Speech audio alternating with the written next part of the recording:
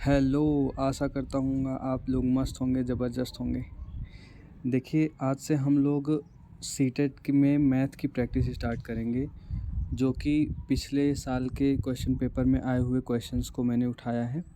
देखिए, सीटेट के जो मैथ के क्वेश्चंस होते हैं, वो हमेशा रिपीट होते रहते हैं, बस डेटा बदले हुए होते हैं। इसलिए अगर आप लोग जो है पिछले साल के क्वेश्चंस की ही प्रैक्टिस अगर कर लेंगे, तो आप बड़े आराम से जो है 12-15 क्वेश्चन 15 में 15 तक आप लेके आ सकते हैं।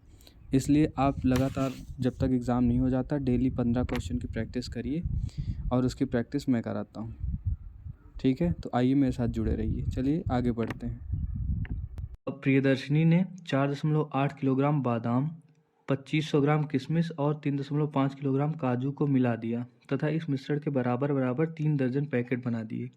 प्रत्येक पैकेट का भार क्या है? देखो, सबसे पहले ऑप्शन जो है वो ग्राम में दिया गया, इसलिए सबको ग्राम में बदल लेते हैं। तो बादाम 4.8 किलोग्राम है, तो इसको ग्राम में बदलने के लिए 1000 से गुणा कर देंगे। तो 4.8 को जब 1000 से गुणा करेंगे तो एक जीरो से ये इधर खिसक जाएगा, तो ये 4800 ग्राम हो जाएगा। 4800 ग्राम बादाम हो गया। उसके बाद किशमिश तो ग्राम में दिया ही गया है, इसको बदलने की ज़रूरत ही नहीं है। और काजू का क्या हो जाएगा? काजू 3.5 को जब 1000 से गुणा करेंगे तो ये 3500 ग्राम आ जाएगा। तो अब इसमें दिया गया है कि इसके बराबर बराबर 3 दर्जन पैकेट बनाने हैं। तो एक दर्जन में 12 होता है, केले खरीदते होंगे, जानते ही होंगे। एक दर्जन में जब 12 होता है तो 3 दर्जन में कितना हो जाएगा? 12 3 36 हो जाएगा। 36 पैकेट मतलब टोटल बनाने हैं। तो प्रत्येक पैकेट का वेट पूछ रहा है, तो इन सब को जोड़ के सीधा सीधा 36 से भाग दे देना है, वही आंसर हो जाएगा। तो सब जोड़ो, ये 25 हो जाएगा, 25 और 35 कितना हो जाएगा?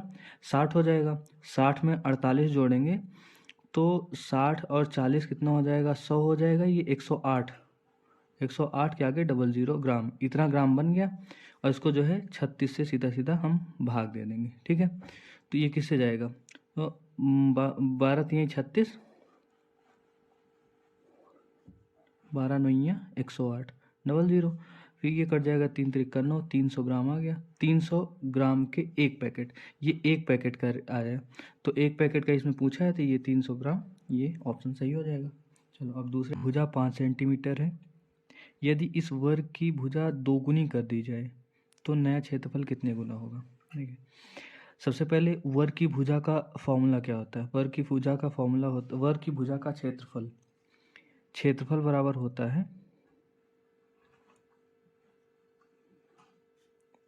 भुजा स्क्वायर। ठीक है, तो इसको सिंपल सा आपको रट लेना चाहिए कि अगर किसी चीज़ का, किसी भी वर्ग की भुजा का क्षेत्रफल पूछते हैं तो सीधा सीधा उसका स्क्वायर गुना हो जाएगा। अगर 2 गुना है, इसमें 2 गुना पूछे हैं, तो सीधा सीधा 4 गुना इसका आंसर हो जाएगा। ठीक है, तो लेकिन अब देखिए, इसी की जगह पर अगर परिमाप पूछते तो परिमाप का चूंकि फॉर्मूला क्या होता है? भुजा गुणे भुजा। ठीक है, नहीं, परिमाप का फॉर्मूला होता है 4 गुणे भुजा, 4 गुणे भुजा। जब वर्ग की परिमाप का फॉर्मूला 4 गुणे भुजा होता है, तो भुजा को चाहे जितना गुना करोगे वो सेम का सेम रहेगा। भुजा को 2 गुना करोगे तो इसी में 2 से और गुना हो जाएगा, 3 गुना करोगे तो 3 से और गुना हो जाएगा। इसका मतलब अगर परिमाप पूछा है तो जितना गुना करेंगे सेम का सेम उतना ही आंसर रहेगा।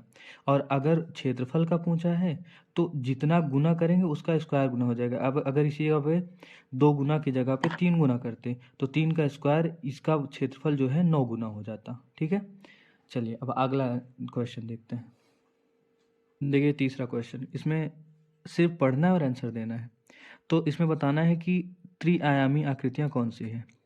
तो सबसे पहले देखते हैं, घन, हाँ है, घनाभ ये भी है। तो देखो, घन और घनाभ सब में है, तो इसको दोबारा नहीं ध्यान देना है, क्योंकि हमें पेपर में समय बचाना है। तो समय बचाने के लिए क्या करेंगे, ये ऑप्शन पहले ही इन दोनों को हटा देंगे, अब इन दोनों में, लास्ट के दोनों में देखना है।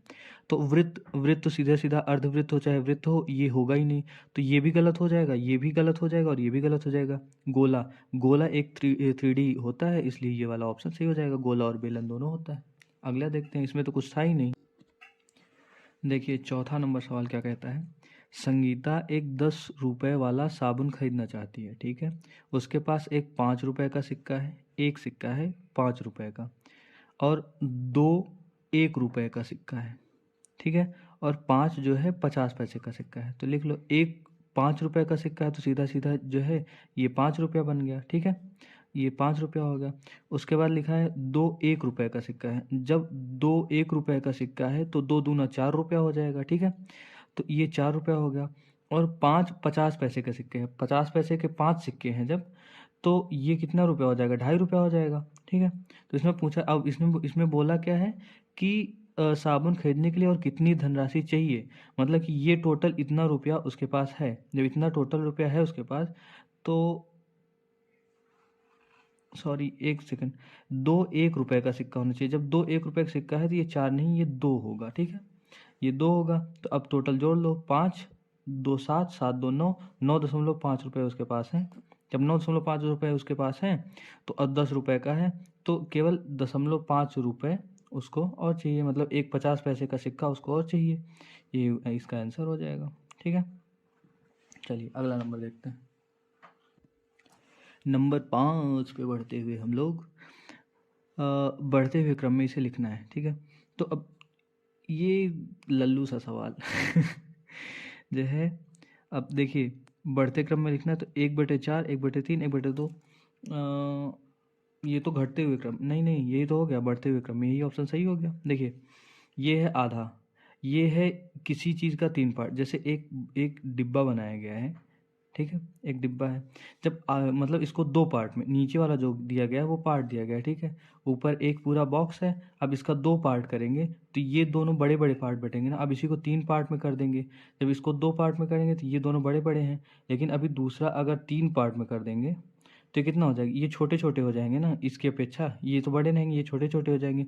अब इसी को अगर 4 भाग में अगर बांट देंगे तो ये और छोटा हो जाएगा, ठीक है, और छोटा हो जाएगा। इसका मतलब नीचे जितनी बड़ी संख्या रहेगी वो संख्या उतनी ही छोटी रहेगी। भिन्न में यही उल्टा होता है, नॉर्मली तो 4 बड़ा होता है, लेकिन अभी अगर इसी को 1/, में लिख देंगे नीचे अगर रहेगा तो वो संख्या उतनी ही छोटी हो जाती है, ठीक है।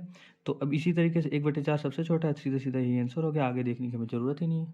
अगला चलते हैं, ये 6ठे नंबर का सवाल, 1 6, ये रीजनिंग का सवाल आ गया। 1 6 15, फिर यहाँ पे डैश 45 66 और 91, इसमें बताना है लुप्त संख्या, ये इसके जगह पे क्या आएगा, ठीक है। तो देखिए 1 है, 6 है, 15 है, फिर यहाँ क्या लिखना है, और 45 है, 66 है, 91 है, ठीक है। तो इन दोनों के बीच का डिफरेंस 5 का है। इन दोनों के बीच में डिफरेंस कितने का है, 9 का डिफरेंस है। अब यहाँ में नहीं पता, यहाँ भी नहीं पता, लेकिन इसके आगे भी यहाँ देखते हैं, यहाँ इसका डिफरेंस कितने का है, 6 में 5 गए 1 2, 21 का डिफरेंस है। और इनके बीच में कितने का डिफरेंस है, 11 5 हो जाएगा, और 2 25 का डिफरेंस है। तो देखिए चूंकि यहाँ पे 5 में 4 जुड़ा 9, 5 4 9, तो 9 में 4 जोड़ेंगे, यहाँ भी जो है 4 का अंतर है, यहाँ भी 4 का अंतर। इसके आगे देखते हैं, 9 के बाद 4 13 हो जाएगा, 13 में और 4 जोड़ेंगे तो कितना हो जाएगा, 17 हो जाएगा, 17 4 21, इसका मतलब सही चल रहा है। तो अब इसमें जोड़ दीजिए, तो 5 3 8 और 2 28, इसका मतलब इसका आंसर क्या हो जाएगा, 28। ये रीजनिंग का सवाल है, ना मिले। इसमें एक तरफ जो है रक्त समूह दिया गया है कि, और एक तरफ विद्यार्थियों की संख्या दी गई है कि 9 विद्यार्थी ए ब्लड ग्रुप के हैं, 6 जो है बी ब्लड ग्रुप के हैं, और 12 ओ के हैं, और 3 ए बी के हैं। तो इसमें पूछा है सबसे अधिक और सबसे कम पाए जाने वाले रक्त समूहों का अनुपात क्या है। तो सीधा सीधा सबसे अधिक क्या है, सबसे अधिक 12 है, और सबसे कम जो है 3 है। तो इनका अनुपात पूछा है। सबसे आगे एक चीज़ ध्यान दीजिएगा, सबसे आगे जो है अधिक वाला रहेगा और बाद में जो है कम वाला रहेगा, इसलिए हमेशा 12:3 लिखेंगे। तो इसको काट देंगे, कितना हो जाएगा, 3 चौक 12, तो ये आ जाएगा 4:1। हमें कंफ्यूज करने के लिए क्या करेंगे, ऑप्शन में जो है 4:1 और 1:4 दोनों दे देंगे। तो कभी कभी जल्दी जल्दी में क्या हो जाएगा कि हम लोग जो है इधर 3 और 4 ऊपर नीचे हो गया तो ऑप्शन ये टिक कर देंगे। तो ये चीज़ का बस ध्यान रखना है, बाकी ये बहुत ही आसान सवाल है, ठीक है। अगले पे चलते हैं। 8वां सत्य कथन कौन सा है, यदि एक पतंग के सम्मुख कोण बराबर हो तो वह आयत बन जाती है। अच्छा देखते हैं, देखिए जैसे ये एक पतंग है, ठीक है, तो सम्मुख कोण बराबर होने से आयत तो नहीं बनेगा। क्यों, क्योंकि जो है जैसे अब ये कोण मान लो 30 डिग्री का है, ये भी मान लो 30 डिग्री का है, तो 30-30 60 हो जाएगा। अब बचा जो है 360 में 300, तो ये जो है 150 डिग्री का और ये 150 डिग्री हो जाएगा, क्योंकि जो चतुर्भुज होता है उसके चारों कोणों का योग 360 डिग्री होता है। ठीक है, तो 360 होता है, तो ये अगर 30 है और ये 30, सम्मुख कोण ये दोनों 30-30-60 हो गए। तो बचे आमने सामने के जो है वो 300 होंगे। जब 300 होंगे तो 300 का आधा मतलब 150 एक का हो जाएगा। जब 150 एक का हो जाएगा तो ये आयत कैसे होगा, क्योंकि आयत की डिफिनीशन क्या होती है, आमने सामने की लाइनें तो बराबर होती हैं, लेकिन इनका एंगल जो होता है वो हमेशा 90 डिग्री का, चारों एंगल 90 डिग्री के होते हैं। इसलिए यही स्टेटमेंट गलत हो गया, इसलिए पहला ही ऑप्शन गलत हो गया, इसलिए ये पहला ही ऑप्शन गलत हो गया। तो इसमें असत्य कथन ही ढूंढना है, इसलिए यही ऑप्शन इसका आंसर हो जाएगा। अब देखते हैं, जैसे यदि एक आयत की सभी भुजाएं बराबर हो, आयत होता है, आयत 90 डिग्री होता है। अब जब इसकी चारों भुजाएं बराबर ही कर देंगे तो आयत और वर्ग में कोई अंतर नहीं रह जाएगा। ठीक है, यदि एक समचतुर्भुज के सभी कोण बराबर हों, समचतुर्भुज होता है जिसके सभी लाइनें बराबर होती हैं। ठीक है, जब लाइनें बराबर होती हैं, जैसे एक ये भी समचतुर्भुज हो गया, मान लीजिए इसकी सभी भुजाएं 1 सेंटीमीटर की हैं, तो अब जब इसके सभी एंगल को, इसके कोणों को बराबर कर दिया जाए, बराबर का मतलब है 360 को बराबर अगर बांटेंगे तो हमेशा 90 डिग्री में बदलेगा। जब इनको बराबर बराबर कर देंगे, चूंकि भुजाएं भी समान हैं और ये भी 90 डिग्री का हो गया, तो ये वर्ग ही बन जाएगा। ठीक है, यदि एक समांतर चतुर्भुज के सभी कोण बराबर हों तो वह एक आयत बन जाएगा। देखते हैं, समांतर चतुर्भुज किसके कहते हैं। समांतर चतुर्भुज का मतलब होता है समांतर, पहले समांतर लाइनों का मतलब समझिए। समांतर लाइन होता है कि दो लाइनें ऐसी खींची जाएं जिसका चाहे जहाँ से डिफरेंस देख लीजिए, यहाँ से देखिए, यहाँ से देखिए, हमेशा इसका डिफरेंस बराबर होता है। मतलब इसको चाहे जितना भी आगे बढ़ा लीजिए, आगे चल के ये लाइनें कभी नहीं मिलेंगी। जैसे ऐसे अगर होता तो ये आगे चल के यहाँ मिल जाती, या जो है ये पीछे नहीं मिलेंगी लेकिन आगे इधर मिल जाएंगी, इधर होता तो इधर आके मिल जाती। ठीक है, लेकिन ये लाइनें कभी नहीं मिलेंगी। तो समांतर चतुर्भुज एक ऐसे ही बन सकता है, ये भी समांतर चतुर्भुज है और ये भी समांतर चतुर्भुज ही है। ठीक है, लेकिन ये ना तो आयत है ना वर्ग है, क्योंकि ये लाइनें भी समांतर है और ये लाइनें भी समांतर हैं। लेकिन इसमें कहा गया है एक समांतर चतुर्भुज के सभी कोण बराबर हों। अभी मैंने बताया क्योंकि 360 डिग्री का होता है, जब सभी कोण बराबर करेंगे तो हमेशा जो है 90 डिग्री का बनेगा। जब 90 डिग्री का बनेगा तो इसके सारे एंगल जब 90 डिग्री के हो जाएंगे तो ऑब्वियसली ये जो है आयत बन जाएगा। तो ये ऑप्शन भी सही है, सारे स्टेटमेंट सही हैं, बस जो है पहला वाला स्टेटमेंट गलत है, इसलिए यही ऑप्शन इसका आंसर हो जाएगा। अगला देखते हैं, 9th number question. Amini 36 SRSAM वर्गों को अलग अलग प्रकार के आयतों में व्यवस्थित कर रही है। वह इन वर्गों द्वारा अलग अलग प्रकार के कितने आयत बना सकती है। ठीक है, तो देखिए जो है 36 सर्वसम वर्ग का मतलब है कि सारे के सारे वर्ग जो हैं एक बराबर माप के हैं। ठीक है, तो हम मान लेते हैं कि जैसे 1 सेंटीमीटर उसका जो एक वर्ग है, वर्ग की भुजा जो है 1 सेंटीमीटर का है। ठीक है, तो 1 सेंटीमीटर के 36 वर्ग बना रहे हैं। तो जब एक वर्ग का जो है इसका क्षेत्रफल कितना होगा, क्योंकि भुजा स्क्वायर होता है तो एक का स्क्वायर जो है एक ही आएगा। इसी तरीके से 36 रहेंगे तो 36 को जोड़ देंगे तो जो है 36 आ जाएगा। तो इस तरीके के पूरे वर्गों को अगर मिला के वर्ग ही बना दिया जाएगा तो टोटल 36 इसका क्षेत्रफल आ जाएगा। जब 36 स्क्वायर सेंटीमीटर इसका क्षेत्रफल आ जाएगा तो इसको वर्ग बनाना है। तो इस तरीके के सवालों को लगाने के लिए, चूंकि अब इसका आयत बनाना है, तो आयत के क्षेत्रफल का फॉर्मूला क्या होता है, आयत का क्षेत्रफल का फॉर्मूला होता है लंबाई गुणे चौड़ाई। ठीक है, जब लंबाई गुणे चौड़ाई इसका फॉर्मूला होता है तो सीधा सीधा इस 36 को इस तरीके से इसकी लंबाई चौड़ाई में बांटेंगे कि उसका गुणनफल जो हो हमेशा 36 ही है। तो क्या क्या करेंगे, देखिए एक तरफ 1 और 36 ले सकते हैं। ठीक है, जब 1 और 36 ले सकते हैं, और क्या ले सकते हैं, जब यहाँ पे 2 लेंगे तो ये 2 और 18 हो जाएगा। ठीक है, ये 2 और 18 36 हो जाएगा। उसके बाद 3 लेंगे तो 12 3 36 हो जाएगा। ठीक है, फिर 4 लेंगे तो कितना हो जाएगा, 4 गुणा 9 हो जाएगा। ठीक है, अब 5 से तो 36 जाएगा नहीं, तो 5 नहीं लेंगे, फिर 6 लेंगे, 6 गुणा 6 36 हो जाएगा, ये भी सारे का 36। ठीक है, क्योंकि लंबाई और चौड़ाई इसका फॉर्मूला होता है, इसलिए इनको इसी दो तरीके में तोड़ना है कि हमेशा उसका गुणनफल 36 ही आना चाहिए। ठीक, तो अब क्या करेंगे, अब कितना बना, इसके अलावा तो और बनेगा नहीं, इसलिए 1 2 3 4 5 टोटल 5 बनेंगे, इसलिए इसका आंसर 5 हो जाएगा। ठीक, देखिए 10वां नंबर क्वेश्चन। रुबीना ने एक कार से 16:50 बजे अपनी यात्रा शुरू की और उसी दिन 21:15 बजे समाप्त की। कुल यात्रा में लगा समय। देखिए ये जो है इसमें क्वेश्चन सीटेट में लगभग सब में इस टाइप का क्वेश्चन आता है और सबसे आसान सवाल है। तो इसमें सीधा सीधा आप उंगलियों पे गिन सकते हैं। 16:50 से स्टार्ट किया, उसके बाद 17:50 1 घंटा, 18:50 2 घंटे, 19:50, फिर 20:50 4 घंटे हो गए। तो 20:50 पे 4 घंटे हो गए, क्योंकि 21:50 तक तो गया नहीं है, तो ये हो गया 4 घंटे। ठीक है, ये जब 4 घंटे हो गए तो अब इसके आगे देख लीजिए, 50 के बाद अगर 10 मिनट लगाएंगे तो 21 हो जाएगा, 15 मिनट इधर, तो 4 घंटे हो जाएगा। तो ये इसका आंसर हो जाएगा 4 घंटे, और 10 मिनट उधर कम था और इधर 15 मिनट है, तो ये हो जाएगा 25 मिनट। तो इसका ऑप्शन क्या हो जाएगा, ये 4 घंटे 25 मिनट। ठीक है, अगला नंबर देखिए एग्जामिनर का मजाक देखिए। ये 100 में एक पूर्ण संख्या जोड़ी जाती है। ठीक है, 100 है, 100 में कोई भी एक संख्या जोड़ दी जाती है, मान लो 1 जोड़ दिए, और फिर वही संख्या घटा दी जाती है।